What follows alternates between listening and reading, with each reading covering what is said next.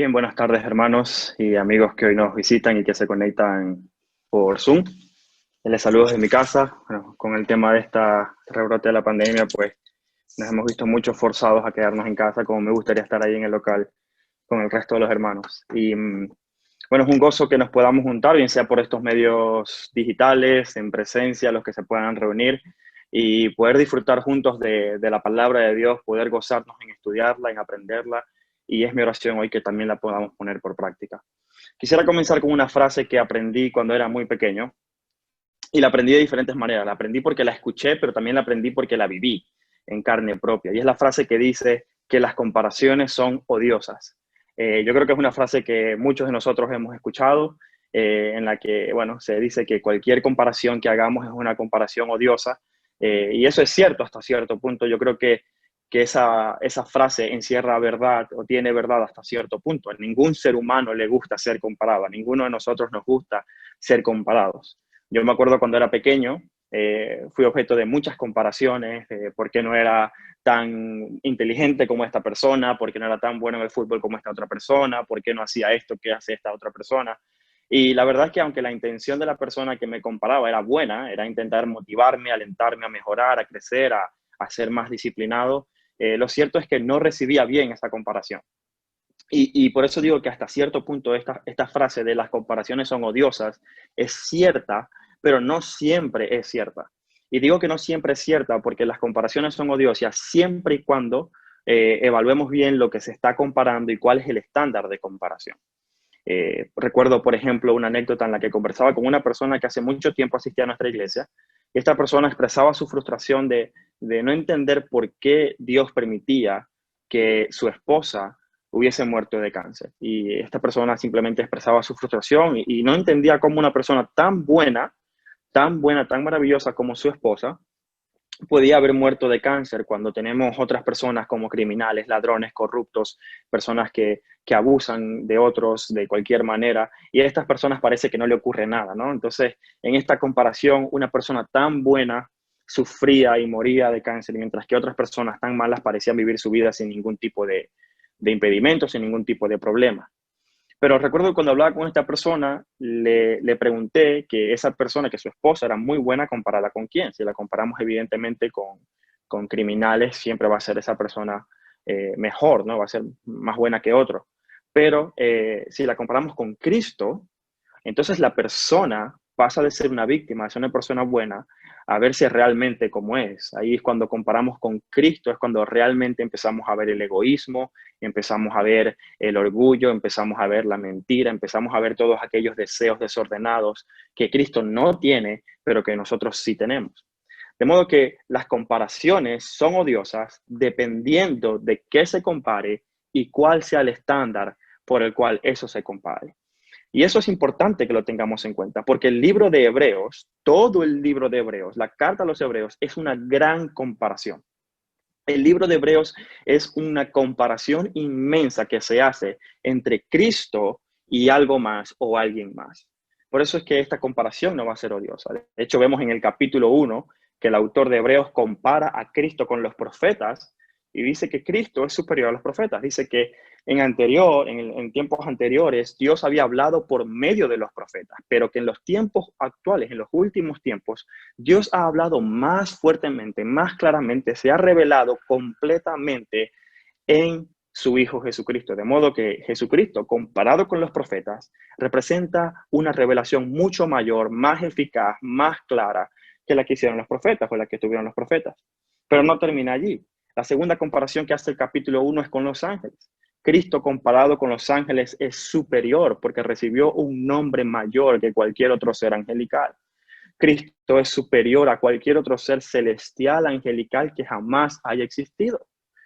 Él es superior en esa comparación. De hecho, en el capítulo 2 vemos que esa comparación continúa, pero luego esa comparación se dirige a los hombres. Cristo en comparación con los hombres evidentemente es superior, pero en esa comparación Cristo mismo se hace semejante a los hombres. Cristo mismo asume una posición menor a la que le corresponde, a la que él tiene, porque en vez de querer compararse con un ser humano para demostrar su superioridad, que sí la tiene, Este Dios creador del universo, en comparación con el hombre, lo que quiere hacer es hacerse semejante a él para alcanzar al hombre. Y entonces así llegamos al capítulo 3 del libro de Hebreos. Y en este capítulo 3 vamos a ver una comparación mayor también, una comparación con un personaje prominente en las Escrituras. Por no decir el más prominente del Antiguo Testamento, digamos que es uno de los más prominentes del Antiguo Testamento. Estamos hablando de una figura bíblica que fue constituido por Dios como un mediador entre su pueblo Israel y él. Esta figura de la que estamos hablando es una figura que obró, que Dios usó para obrar por medio de la salvación más grande que vemos en el Antiguo Testamento. Una salvación llena de prodigios, de milagros, de señales, de plagas, de abrir el mar muerto, de señales que ninguna otra nación había experimentado. Estamos hablando de un hombre que fue o que representó el inicio del pacto de Dios con su pueblo, a tal punto que este hombre representaba la ley de Dios. Una figura muy prominente porque representaba todo lo que Dios había comunicado a su pueblo. Y estamos hablando nada más y nada menos que del gran Moisés. Y digo gran Moisés porque verdaderamente fue un gran hombre de Dios. Y eso es lo que vamos a ver en el capítulo 3 del libro de Hebreos, en los versículos del 1 al 6. Así que te invito a que abras tu Biblia en esa parte de la Escritura, Hebreos 6, capítulos del 1, Hebreos 3, capítulos del 1 al 6, y que me acompañes antes de leer, a orar y pedir al Señor que nos ayude. Pero quiero que seamos muy intencionales con esta oración, hermanos y queridos amigos que hoy nos visitan. Quiero que seamos muy intencionales, porque no quiero que simplemente el Señor nos ayude a entender que Cristo es superior que Moisés. Quiero que el Señor no solamente nos ayude a entender esa verdad, sino que además de entenderla, Él inunde nuestro corazón con una pasión profunda, con un deseo profundo, un anhelo profundo por la persona de Cristo. Hace un par de domingos comentaba que es algo obvio, pero muchas veces pasamos por alto el hecho de que la figura central del Evangelio, el fundamento mismo, el Evangelio mismo es la persona de Cristo. No es ni siquiera la salvación de la que disfrutamos. La salvación es simplemente algo que viene con la persona de Jesucristo, pero que no podemos separar los beneficios de Cristo de la persona de Cristo. Y por eso quiero que nuestra oración hoy sea muy intencionada, muy enfocada, que el Señor nos permita ver esa hermosura, esa maravilla de Cristo en comparación no solamente con los ángeles, sino con cualquier otro ser humano. Así que vamos a orar. Padre, quiero darte gracias por tu palabra y por el testimonio que nos has dado escrito, Señor, por medio del cual podemos tener la certeza de conocerte a ti, por el medio del cual podemos saber que tú eres y eres un galardonador de aquellos que te buscamos, Señor. Y quiero pedirte que el día de hoy tú puedas poner en nuestro corazón ese deseo, ese anhelo, esa pasión de querer ver a Cristo y de considerar, de fijar nuestros ojos en la persona de Jesús, de mirar, Señor, quién es Cristo Jesús, y que eso despierte en nosotros un profundo deseo de amor, de adoración, de pasión y de anhelo por Él. Que podamos encontrar en Cristo la fuente más grande de nuestro gozo, de nuestra alegría, de nuestra paz, de todo, Señor. Te ruego que podamos ver a Cristo y apreciarlo por el verdadero valor que Cristo Jesús tiene. Señor, ¿cuántas veces nos olvidamos como cristianos de que esto se trata de tu Hijo, de que esto se trata de la exaltación y cómo bajó de su trono celestial para venir a hacerse semejante a nosotros, para padecer lo que nosotros debíamos padecer? Muchas veces las cosas de la vida, mi Dios, nos alejan, nos quitan la vista de la hermosura de Cristo. Yo te ruego que hoy, por favor, nos ayudes y nos concedas verlo, experimentarlo y abrazarlo, Señor, con todo nuestro corazón y nuestra mente. Pongo este servicio en tus manos para que seas glorificado en Cristo Jesús. Amén y amén. Así que vamos a leer, hermanos, Hebreos capítulo 3, versículos del 1 al 6. Dice lo siguiente: por tanto, hermanos santos, partícipes del llamamiento celestial, considerad al apóstol y sumo sacerdote de nuestra profesión, Cristo Jesús, el cual es fiel al que le constituyó, como también lo fue Moisés en toda la casa de Dios. Porque de tanto mayor gloria que Moisés es estimado digno este, cuanto tiene mayor honra que la casa el que la hizo. Porque toda la casa es hecha por alguno, pero el que hizo todas las cosas es Dios. Y Moisés, a la verdad, fue fiel en toda la casa de Dios, como siervo, para testimonio de lo que se iba a decir. Pero Cristo, como hijo sobre su casa, la cual casa somos nosotros si retenemos firme hasta el fin la confianza y el gloriarnos en la esperanza. Amén. Lo primero que quiero que notemos, hermanos, en este pasaje es a quién se está dirigiendo el autor de Hebreos. En esta porción de la Escritura, ¿a quién le está escribiendo? ¿Quiénes son sus lectores principales? El autor de Hebreos usa esa frase para identificarlos en el versículo 1. Él se dirige a los que son hermanos santos, participantes del llamamiento celestial. Ahora bien, el término hermanos es cierto que en el Nuevo Testamento se asigna o se usa para referirse a cualquier creyente, pero también en la comunidad judía, en la religión judía, el término hermano se utiliza para cualquier persona que sea israelita, como si fueras a decir compatriota. Era simplemente un sinónimo para referirse a los hombres de esa nación. Pero lo que llama poderosamente la atención son las siguientes frases, las siguientes palabras que usa el autor para describir a estos hermanos que ciertamente eran judíos, que eran parte del pueblo de Israel. Y este autor usa tres palabras que llaman la atención. Primero es santos, que se refiere a apartados, escogidos para Dios. Y luego utiliza participantes del llamamiento celestial. Esto es sumamente importante. Esta expresión llamamiento celestial es sumamente importante. Porque el llamamiento de la religión judía, la esperanza de la religión judía, era una esperanza terrenal, era un llamamiento terrenal. ¿En qué sentido? Era un llamamiento, era una esperanza a heredar una tierra prometida aquí en este mundo. Era ser una nación de sacerdotes aquí en este mundo, pero con una esperanza netamente terrenal. Los judíos habían sido llamados a salir de Egipto para heredar una tierra prometida, para ser una nación aquí en esta tierra, un país que demostrara la gloria de Dios. Pero el Evangelio muestra una esperanza completamente diferente a la que ofrece la religión judía. El Evangelio, de hecho, nos muestra una esperanza celestial. El mismo Señor Jesucristo, en Juan 14:2, le dijo a sus discípulos: en la casa de mi Padre muchas moradas hay. Si así no fuese, yo os lo hubiera dicho. Pero voy a prepararos lugar. La morada, el lugar de reposo, el lugar de descanso que el Evangelio ofrece a los hombres, no es una morada terrenal, no es una esperanza aquí en este mundo, en estas circunstancias, sino es un llamamiento celestial. Ahora, a esta esperanza solamente se puede entrar por el llamamiento de Dios. ¿Y a qué me refiero yo con el llamamiento de Dios? Cuando la Biblia habla, o cuando se refiere el texto, ¿a qué se refiere el texto con llamamiento de Dios o llamamiento celestial? La Biblia define o distingue entre dos tipos de llamamientos. El primero de ellos es un llamamiento, digamos, general. Y el siguiente, el segundo, es un llamamiento, digamos, efectivo que Dios hace a una persona. Quizás la mejor manera de entender esto es comparando lo que dice Romanos capítulo 8, versículo 30, con lo que dice Hechos capítulo 17, versículo 30. Lo voy a leer rápidamente para ustedes.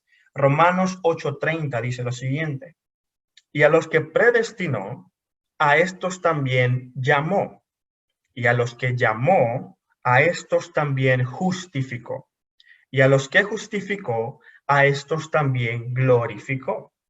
El apóstol Pablo se está refiriendo en ese momento a un llamamiento específico que Dios hace a cierto grupo de personas, a aquellos que predestinó. Mientras que el llamamiento, digamos, general o el llamamiento global, por así decirlo, es un llamamiento que Dios hace por medio de la predicación del Evangelio a todo hombre.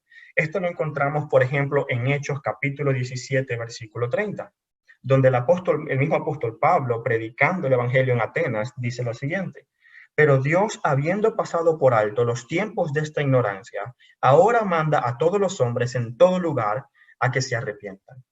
Dios llama a todo hombre y a todo lugar, en todo lugar, a toda criatura, a que se arrepienta de su pecado. Sin embargo, la realidad de ese llamamiento es que es un llamamiento global, pero un llamamiento al que no todo el mundo puede responder. La Biblia dice que nosotros estamos muertos en nuestros delitos y pecados. Efesios 2 dice claramente que no somos salvos por obra, sino por gracia, por medio de la fe.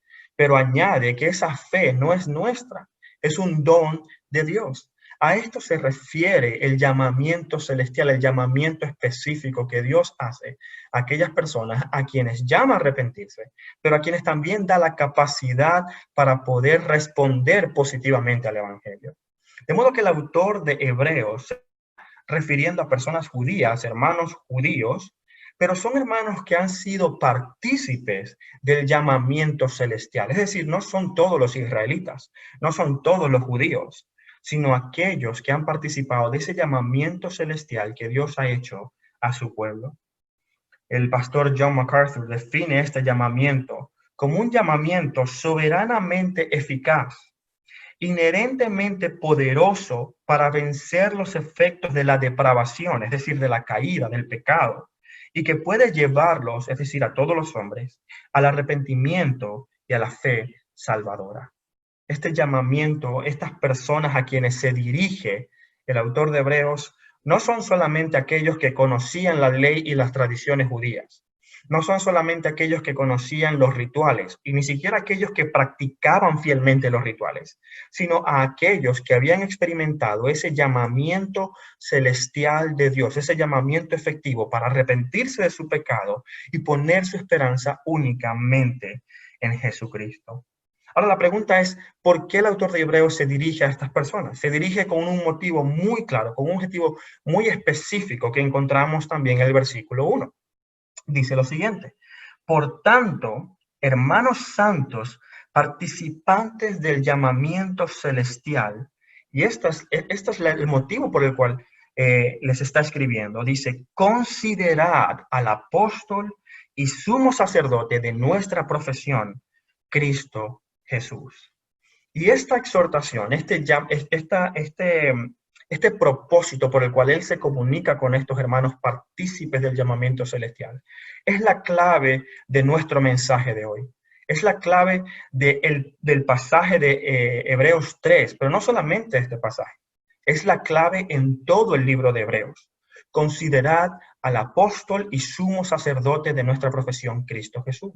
Me atrevería a decir incluso que esta exhortación es la clave de toda la Biblia.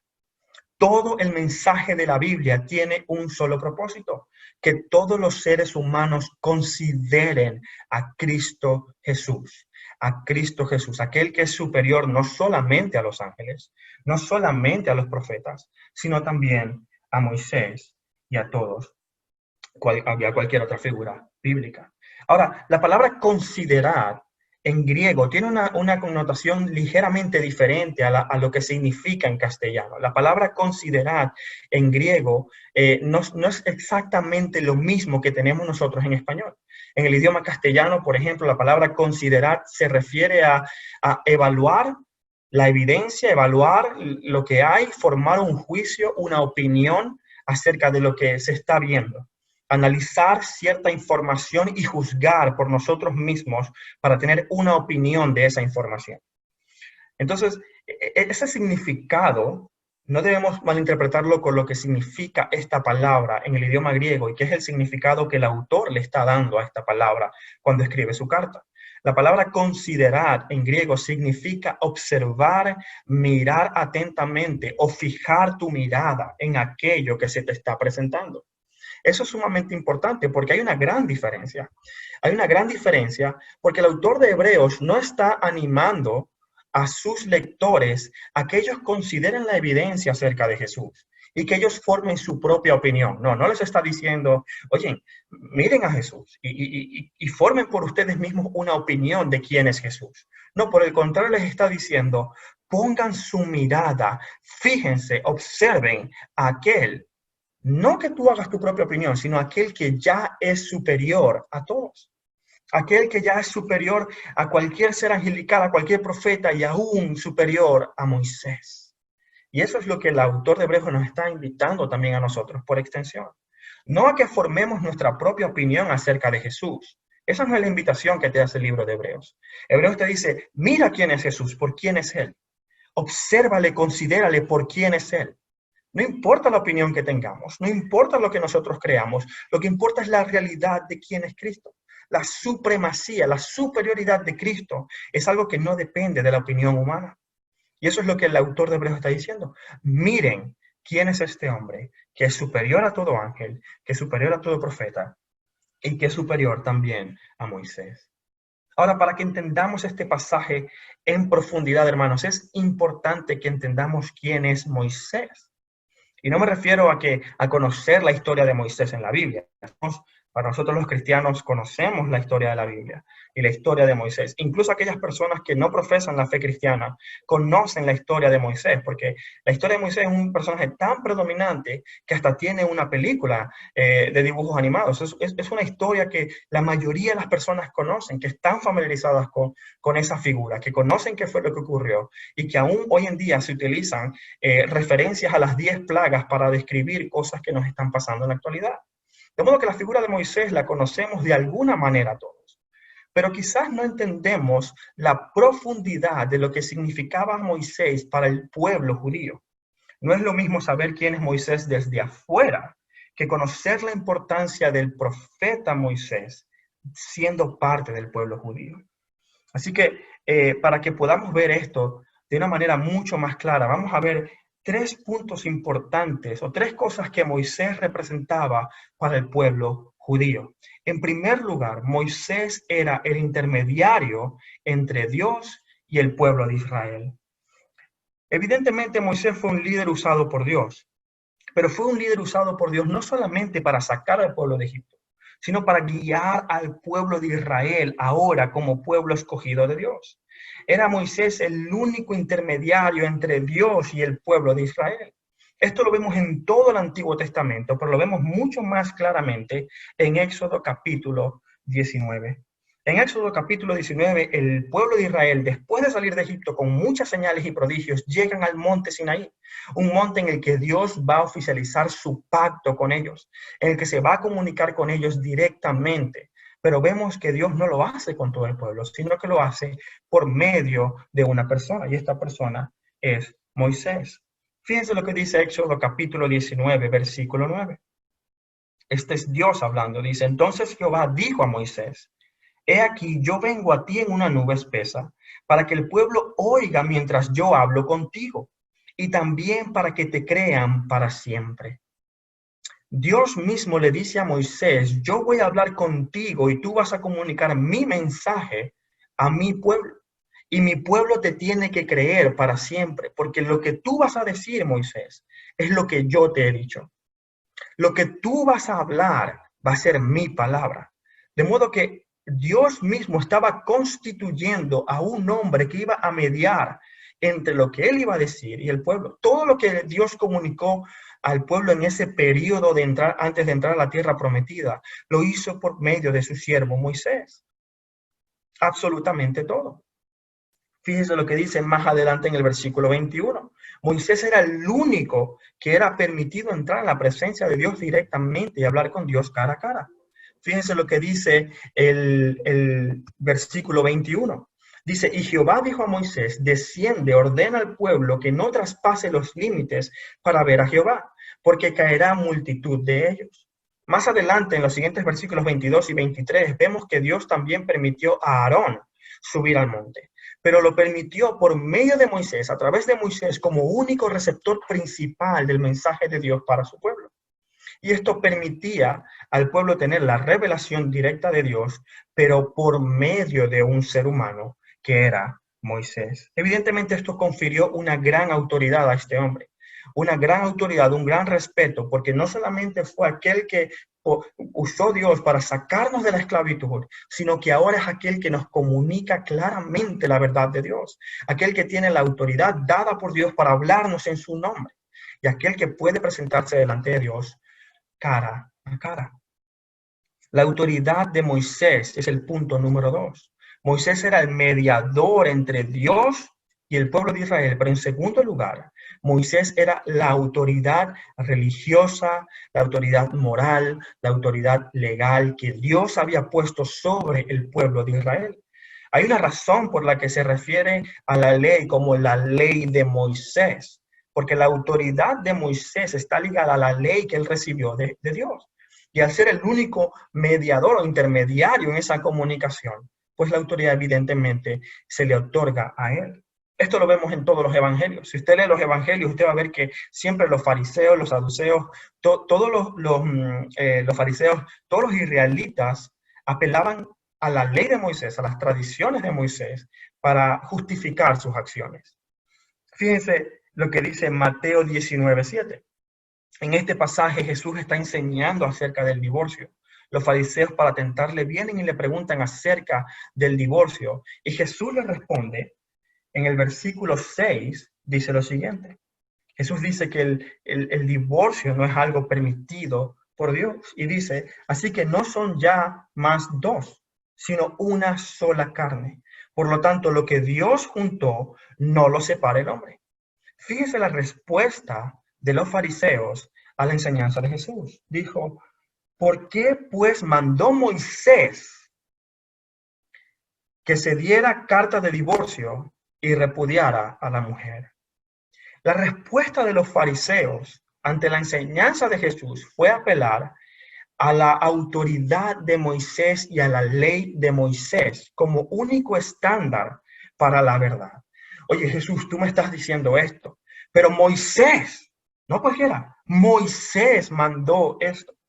Lo que tú me estás diciendo no es tan importante lo que me dice Moisés. Evidentemente, la respuesta de Cristo en los siguientes versículos es una respuesta que nos revela quién es aquel que es superior a Moisés.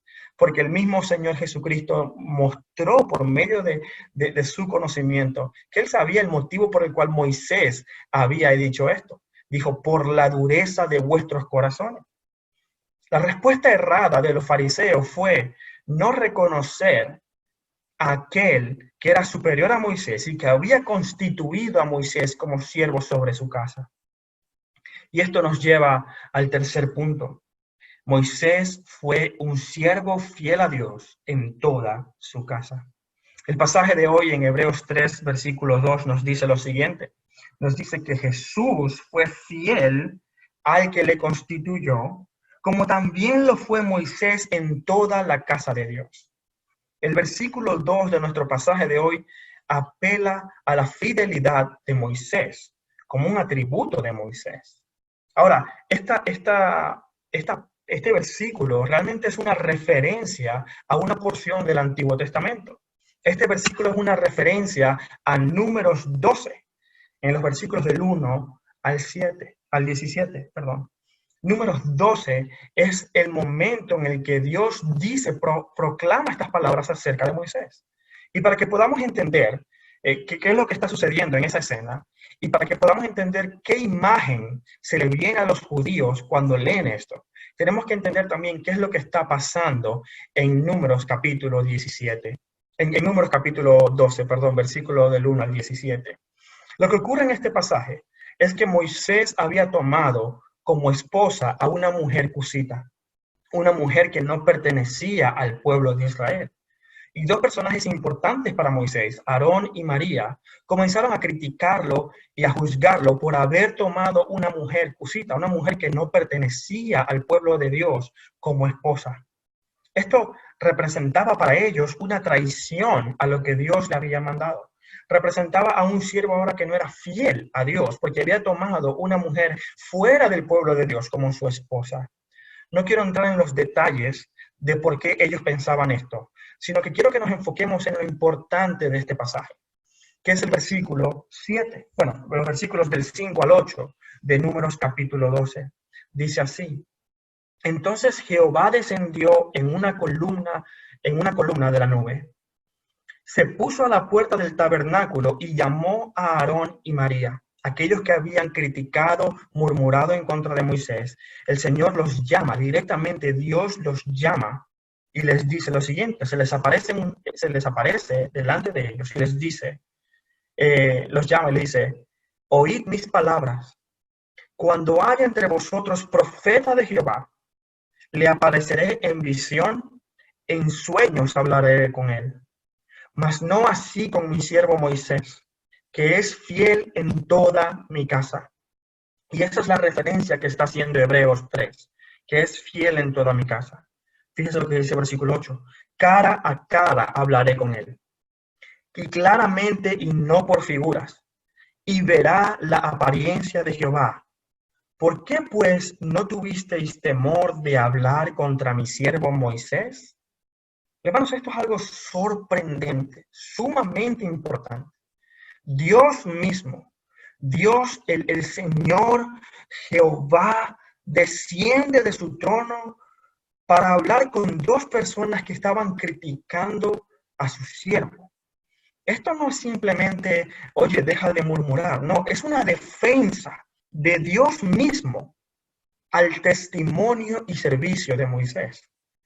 Dios está tomando el tiempo para bajar a hablar con dos personas que estaban pecando, para advertirles que no debían murmurar en contra de aquel que él había escogido y aquel que es fiel sobre toda su casa. Aquel que representaba al mediador que él había escogido en ese momento entre él y su pueblo. Esto es impresionante. Dios defendiendo a un hombre. Dios defendiendo a un hombre. ¿Sabe, hermano? Hoy en día tenemos muchos pastores, muchos predicadores que admiramos, muchos predicadores que incluso queremos imitar, y eso está bien, es saludable, siempre y cuando no se convierta en idolatría, eso es saludable. Pero hay una diferencia entre estos pastores y Moisés. Moisés fue defendido por Dios. Cuando estos pastores son criticados o juzgados, Dios no desciende para defenderlos, por muy buenos y por muy fieles que ellos sean. El Señor no defiende a ningún hombre cuando es acusado o criticado en la actualidad de manera audible, de manera físicamente audible. Lo ha hecho con Moisés. De modo que cuando los lectores principales de la carta de Hebreos escuchan esta referencia de que Moisés fue fiel en toda la casa de Dios, lo que viene a sus mentes no es solamente el hecho de que Moisés es fiel, sino de quién dijo esas palabras. ¿Quién dijo estas palabras? Esto es una cita, una referencia a palabras audiblemente dichas por Dios. Moisés es fiel sobre toda mi casa. Los judíos no están únicamente, oh, mira lo que dice el autor de Hebreos. No, ellos están pensando en la historia completa. En aquel hombre que fue defendido por Dios cuando murmuraban en contra de él. Aquel que fue, cuyo testimonio fue restituido en el sentido de establecer su fidelidad a pesar de haberse casado con una mujer cusita. Por esta razón, hermanos, para los judíos Moisés no era un hombre cualquiera. Para los judíos Moisés no era simplemente un profeta más del Antiguo Testamento. No, era aquel hombre escogido por Dios. Una figura, digamos, la más prominente que representaba la liberación de Dios, que representaba aquel que había visto la gloria de Dios, que había hablado cara a cara con Dios, que representaba su ley, a quien Dios había defendido, aquel que nos daba exactamente cuál era la voluntad de Dios. En cierta manera, la confianza del pueblo judío estaba depositada en la figura de Moisés. De cierta manera, este hombre representaba también a Dios directamente. De modo, hermanos, que para un judío, comparar a Moisés con cualquier otra figura era una comparación odiosa. Era una comparación que no tenía sentido. Una comparación que ni siquiera tenía lugar. Era una comparación que no querían hacer, porque Moisés, incluso algunos comentaristas dicen, que para algunas sectas de los judíos, Moisés era aún superior a los ángeles por su importancia. Mejor mensajero que los ángeles era. Pero no es así para la Biblia. No es así como el Espíritu Santo, autor de la carta de Hebreos, ve a Moisés. Para los judíos las comparaciones con Moisés son comparaciones odiosas. No tiene comparación. Moisés es único. Es el mayor profeta que el pueblo de Dios ha tenido. Es el más grande ser humano que el pueblo de Dios ha tenido. Pero para la Biblia, para el autor de Hebreos, y para nosotros hoy en Madrid, en el 2020, Moisés es inferior a Cristo. Lo que vamos a ver ahora en los siguientes versículos es una comparación que hace el autor de Hebreos con la figura de Moisés. Y en esta comparación vamos a ver dos cosas. Primero vamos a ver una semejanza entre Cristo y Moisés. Vamos a ver una comparación en la que se ponen semejantes Cristo y Moisés en un elemento. Pero por otro lado es una comparación que hace una gran diferencia. Marca una gran diferencia entre la persona de Jesús y la persona de Moisés. La primera comparación la vemos en los versículos del 3 a 6. Le invito a que lo lea conmigo. Hebreos 3, versículos del 3 al 6, dice lo siguiente. Porque de tanto mayor gloria que Moisés es estimado digno este, hablando de Jesús, hablando de Cristo. Cuanto tiene mayor honra que la casa, el que la hizo. Porque toda casa es hecha por alguno, pero el que hizo todas las cosas es Dios. Moisés a la verdad fue fiel en toda la casa de Dios como siervo para testimonio de lo que se iba a decir. Pero Cristo como hijo sobre su casa, la cual somos nosotros si retenemos firmes la esperanza hasta el final. De modo que hay una primera semejanza en el versículo 2. Se habla de la fidelidad de Cristo, que es una fidelidad como la fidelidad de Moisés. Es decir, Cristo fue fiel al que le constituyó, de la misma manera que Moisés fue fiel al que le constituyó. Ambos fueron fieles en su ministerio, en su servicio a Dios. Esta fidelidad de la que nos está hablando es una fidelidad, digamos, ministerial. No estamos hablando de que Moisés fue 100% fiel a Dios en el sentido de que nunca pecó. No, Moisés fue un hombre que necesitó también el sacrificio redentor de Cristo para ser salvo. De modo que lo que el autor nos está diciendo no es que Moisés fue salvo por su fidelidad a Dios, no. Dice que este hombre pecador, cuyo pecado fue cubierto por el sacrificio de Cristo, este hombre fue fiel en la misión que Dios le dio para liberar a su pueblo de Egipto, pero también para guiarlo hacia la tierra prometida y comunicar todas las verdades que Dios habló por medio de él, para comunicar toda la ley y toda la voluntad que Dios había expresado a su pueblo por medio de Moisés. Esta es la fidelidad a la que se refiere. Como vamos a ver más adelante en el libro de Hebreos, el sacrificio de Cristo fue lo que realmente permitió que Moisés fuese salvo. El sacrificio de Cristo que se extiende no solamente hacia nosotros en el futuro, sino también hasta los personajes del Antiguo Testamento hacia el pasado. Moisés fue salvo por el sacrificio y la gracia que Dios mostró en Cristo Jesús, no por su fidelidad, pero sí fue un hombre que fue fiel a Dios en todo lo que Dios le encomendó, en todo el servicio y ministerio que él prestó sobre la casa de Dios. Moisés fue fiel. Y de la misma manera, Jesús fue fiel, igual que Moisés. Pero después de establecer esa semejanza, ese punto de comparación inicial, el autor procede a marcar una gran diferencia entre Moisés y Jesús. Una diferencia que vemos en dos aspectos. En primer lugar, Jesús recibe mucha mayor gloria que Moisés por ser creador. Si leemos el siguiente pasaje, Hebreos capítulo 3, versículo 3, dice lo siguiente. Hebreos capítulo 3, versículo 3 dice, porque de tanto mayor gloria que Moisés es estimado digno este. Está hablando de Cristo. Los dos fueron fieles, los dos cumplieron con el propósito con el que Dios los mandó, los dos pudieron cumplir esa misión que Dios había puesto delante de ellos. Pero uno es digno de mayor gloria que otro. Cristo es estimado, es merecedor de mayor gloria que Moisés, por cuanto tiene mayor honra el que hace la casa que la casa en sí misma. Lo que quiere decir esto es que ahí no hay punto de comparación entre Cristo y Moisés, porque Cristo fue creador de Moisés. Moisés mismo fue creado. Moisés mismo fue hecho por Jesús. Él fue creado por toda la humanidad, fue creada por Cristo. Cuando la Biblia habla de la casa de Dios, no se refiere a un edificio, ni siquiera se refiere al templo construido por Salomón, no se refiere a un edificio, a una edificación, se refiere a un linaje, a un pueblo, a una nación. En Hebreos 8:8 lo vamos a ver, cuando habla de la casa de Israel, la casa de Judá. Se refiere al linaje, a la nación, al pueblo en sí mismo, a las personas y por extensión a toda la humanidad. Eso es exactamente lo que quiere decir el autor. Cristo tiene mayor honra que un hombre porque Cristo es creador de los hombres. Moisés pertenecía a la casa de Dios. Cristo es creador de la casa de Dios. Cristo es creador de todo linaje, de toda nación, de todo pueblo. De modo que evidentemente los dos fueron fieles como seres humanos, pero Cristo evidentemente tiene mayor gloria, mayor honra, porque Él hizo a los seres humanos. Pero en segundo lugar, hay una gran diferencia entre Moisés y Cristo, porque Moisés fue fiel sobre la casa de Dios, sobre el pueblo de Dios, como siervo, como administrador, como encargado de liderar y de guiar al pueblo de Dios, pero Cristo como hijo sobre su casa.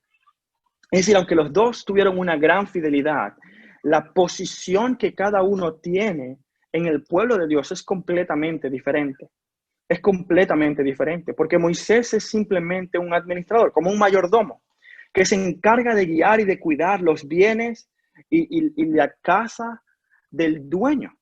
Pero quien verdaderamente es el dueño es Cristo. Por eso el texto nos dice, él como siervo, Moisés como siervo para testimonio de lo que se iba a decir. Pero en el versículo 6 se nos dice, pero Cristo como hijo sobre su casa. Es decir, Moisés era simplemente un siervo de Dios. Era simplemente un administrador que Dios había encargado, una persona que tenía que apuntar a aquel que era verdaderamente el dueño de todo. A Cristo, hijo, dueño, propietario de la casa de Dios. Eso es una gran diferencia. Ambos fueron fieles, es una gran semejanza.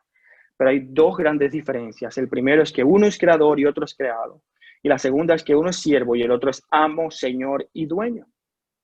Por eso es que Jesús es mucho mayor que Moisés. Es mucho mayor que Moisés en este sentido. Tenemos personas, tenemos ejemplos humanos que nos ayudan, que nos motivan, que nos permiten crecer, a quienes podemos imitar. Pero cada uno de esos ejemplos humanos son siervos, administradores de Dios. Y nosotros lo que tenemos el llamado pastoral, el llamado de cuidar de la grey de Dios, somos exactamente los mismos que Moisés. Somos siervos que esperamos ser hallados fieles.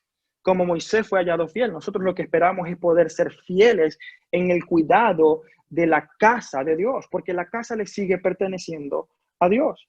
Esto es sumamente importante porque muchas veces los líderes cristianos se creen que son dueños de una iglesia, que se creen que son dueños de la grey de Dios. Y a veces ese celo por la iglesia es sumamente importante, bueno y santo, pero es un celo que no nos puede nublar, no nos puede hacer quitar la vista de quién es el verdadero dueño, de quién es la verdadera cabeza del pueblo de Dios, que es Cristo.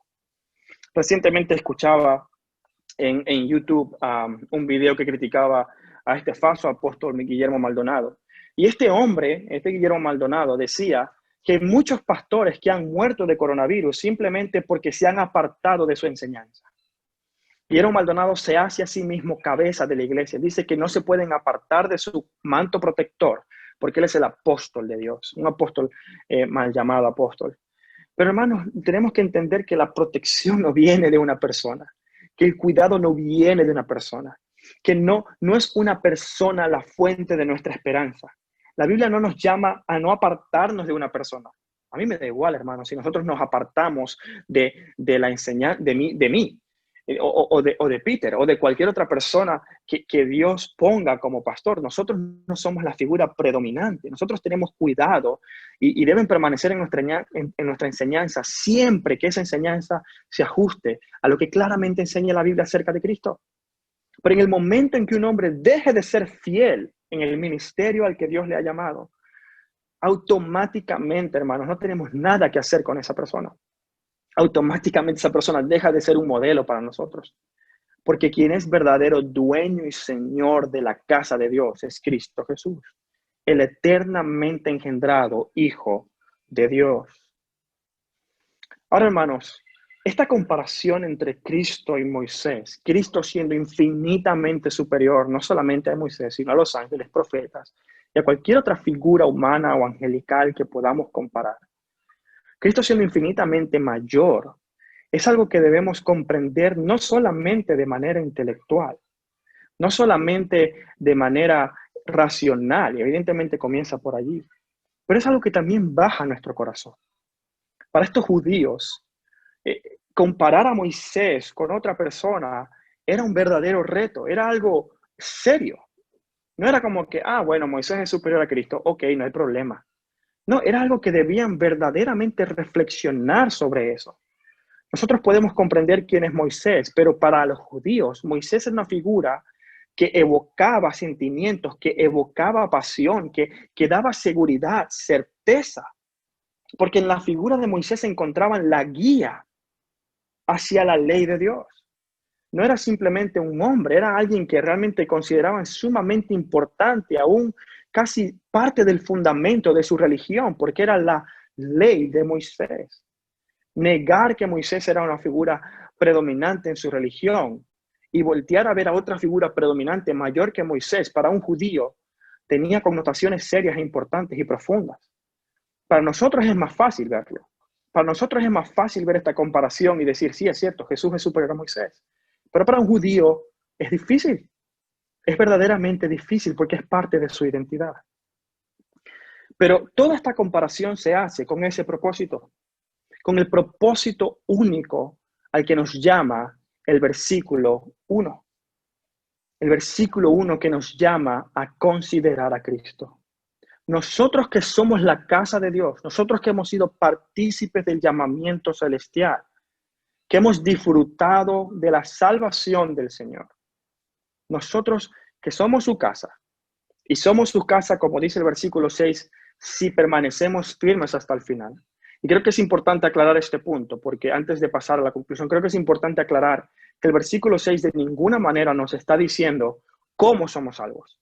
Es decir, no somos salvos porque permanecemos firmes hasta el final. No, permanecemos firmes hasta el final porque somos salvos. De manera que una forma en la que se puede evidenciar si alguien verdaderamente pertenece a la casa de Dios, es decir, si verdaderamente es salvo, es que esa persona permanece hasta el final. Y permanece al final de la misma manera que nos dice el versículo 1. Permanece hasta el final considerando a Cristo Jesús, poniendo su vista, poniendo sus emociones, su pensamiento, su mente en Cristo Jesús. Hermanos, esto es algo hermoso, pero es algo complicado de hacer. Diariamente nosotros batallamos con ideas, con filosofías, con tentaciones, con voces de la cultura, con presiones de los gobiernos para apartar nuestra mirada de aquel que es superior a cualquier autoridad, para apartar nuestra mirada de Cristo. Eso es lo que tenemos día a día y debemos recordar que no podemos quitar nuestra mirada de Jesús. No podemos quitar nuestro pensamiento, nuestros anhelos de Cristo Jesús. Esto es algo diario. Esto es algo que tenemos que hacer en cada momento, en cada instante. Fíjense lo que dice el capítulo 2, versículo 17. Este hermano, autor de los Hebreos, nos está llamando a considerar a Cristo Jesús, quien es apóstol y sumo sacerdote. Fíjense por qué tenemos que considerarlo. Versículo 17 del capítulo 2 dice, por lo cual debía ser en todo semejante a sus hermanos para venir a ser misericordioso y fiel sumo sacerdote en lo que a Dios se refiere, para expiar los pecados, pero también por cuanto él mismo padeció siendo tentado, es poderoso para socorrer a los que son tentados. Esta es la razón por la que tenemos que considerar a Cristo Jesús. ¿Por quién es él? Superior a los ángeles, superior a Moisés, superior a los profetas, pero hecho semejante a ti y a mí, hecho igual a ti y a mí, por decisión propia, para expiar por nuestros pecados y socorrernos en toda nuestra tentación. Yo quiero preguntarte hoy, ¿a quién acudes en momentos de dificultad? ¿A quién acudes en tiempos de tentación? ¿A un hombre? ¿A un filósofo? ¿A alguna idea extraña? ¿O a Cristo Jesús? ¿En quién está puesta tu esperanza? ¿Está puesta tu esperanza en lo que un hermano te diga? ¿En lo que la situación, la economía indique? ¿En una vacuna para el coronavirus? ¿En dónde está tu esperanza? en que toda esta situación pase, termine y ahora tú tengas una vida mucho más tranquila? ¿O está tu esperanza en la persona de Cristo Jesús?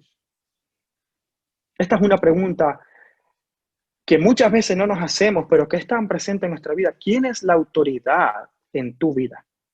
¿Quién es la máxima autoridad en tu vida? ¿Es Cristo? ¿Verdaderamente es Cristo? Cuando tú evalúas tu vida a la luz de lo que Cristo ha dicho, no hablo de imposiciones humanas, no hablo de reglas, de rituales, hablo de lo que Cristo verdaderamente ha dicho. ¿Quién es tu autoridad? ¿Lo que Moisés ha dicho? ¿Lo que dijo algún pastor, algún predicador que es famoso pero que no es infalible? ¿O lo que Cristo ha claramente expresado en su palabra? ¿Sabe, hermanos? Yo tengo un amigo que se llama a sí mismo cristiano y todos los días está citando libros de psicología, libros de personas empresariales, de personas que han iniciado negocios, de Robert Kiyosaki, y empieza a decir, es que tú tienes que encontrar al campeón, al éxito, y esa es su máxima fuente de significado, su máxima fuente de gozo, su máxima fuente de su pasión más grande es ser millonario. Pero yo me pregunto, hermanos, ¿es esa realmente la autoridad sobre nuestra vida? ¿Es ese realmente el gozo más grande que nosotros podemos experimentar? ¿Verdaderamente vamos a ser felices cuando tengamos algo en esta tierra que nos satisfaga? ¿Es eso lo que verdaderamente nos va a calmar nuestra ansiedad? ¿Lo que va a apaciguar nuestra conciencia? ¿Lo que va a resolver todos nuestros problemas? ¿Algo en este mundo? ¿Alguien en este mundo? ¿O es Cristo? Una pregunta, hermanos. ¿Deseas más las bendiciones de Cristo que a Cristo mismo?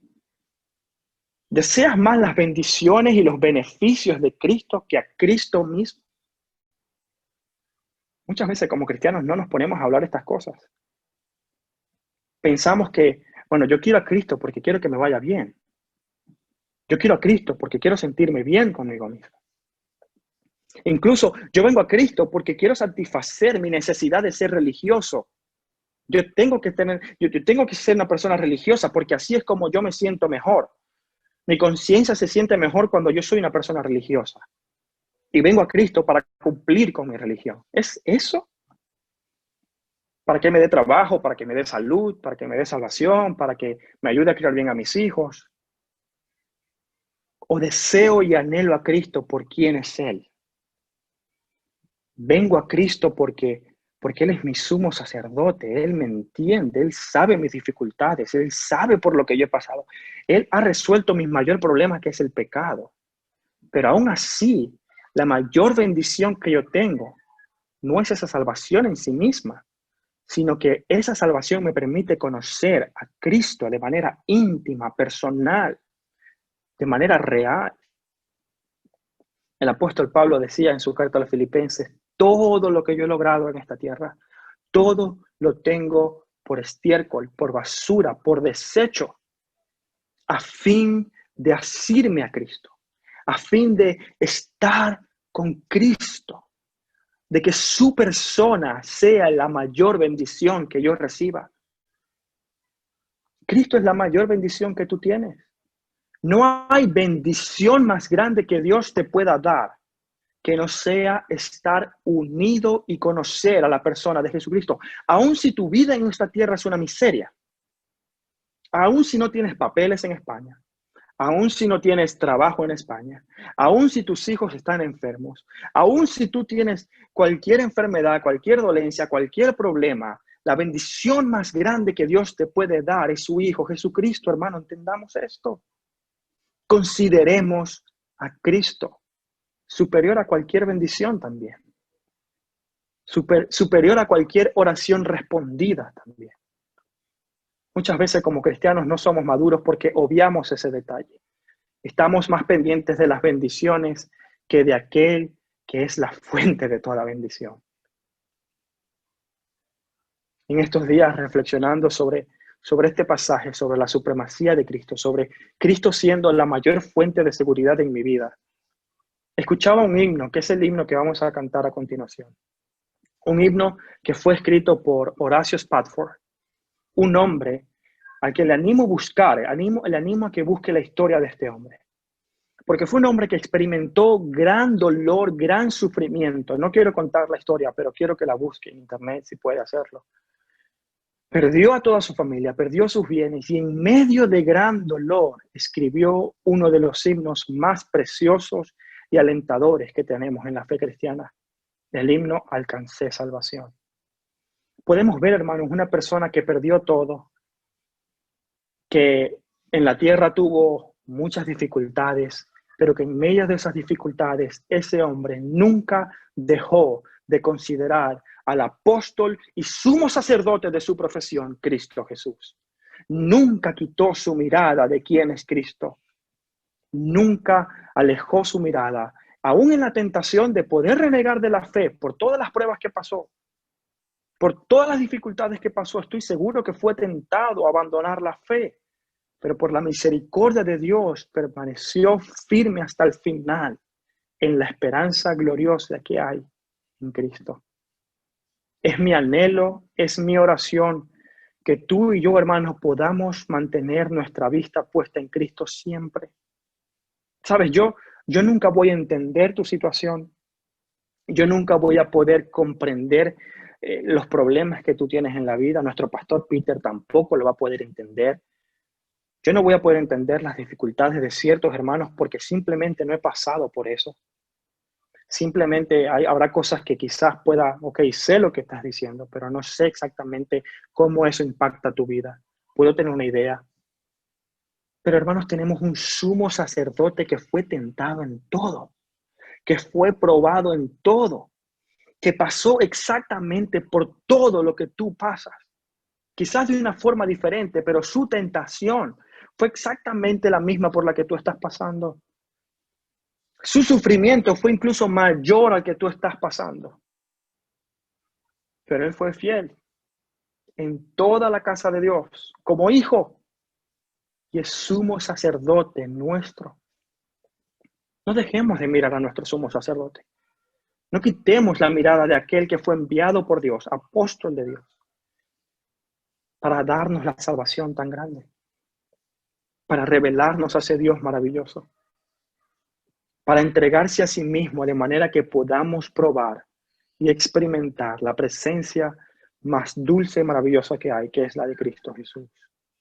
Ese es mi anhelo, que sin importar lo que sea que tú estás viviendo ahora, sin importar las dificultades que tú tengas, o si a lo mejor todo te va bien, si a lo mejor la vida te sonríe y todo está viendo perfectamente, que no olvides que esas bendiciones son pasajeras y que realmente la bendición más grande que tenemos es Cristo Jesús en sí mismo. Oremos, hermanos. Padre, gracias te damos por tu palabra. Gracias, Señor, porque a pesar de las dificultades técnicas, a pesar del internet, a pesar de cualquier problema que podamos tener, tu palabra es viva y eficaz, tu palabra es poderosa, tu palabra es única. Y yo quiero rogarte, mi Dios, te pido por mi propia vida, porque sé, mi Dios, las dificultades que tengo. Tú conoces mis dificultades, tú conoces mis tentaciones, tú conoces las preocupaciones que me tientan a quitar la mirada de Cristo. Tú conoces las voces que hay en mi corazón que me llevan a querer escuchar más esas voces en vez de considerar a Cristo. Tú sabes, Señor, cuál es mi corazón y te ruego que por tu misericordia me ayudes a permanecer firme hasta el final, sin apartar jamás la mirada de tu Hijo. Te pido por tu iglesia, Señor, para que si la persecución llega, si la dificultad llega sobre tu iglesia, que nosotros como un cuerpo, como hermanos que hemos experimentado tu llamamiento celestial, jamás apartemos la mirada de Jesús. Que consideremos a otros hermanos como buenos modelos, sí, pero que nuestra única fuente de seguridad, de certeza, de gozo y de paz sea Cristo mismo. Te ruego, Señor, que como iglesia nos guardes de poner nuestra mirada en las bendiciones que podamos obtener de ti.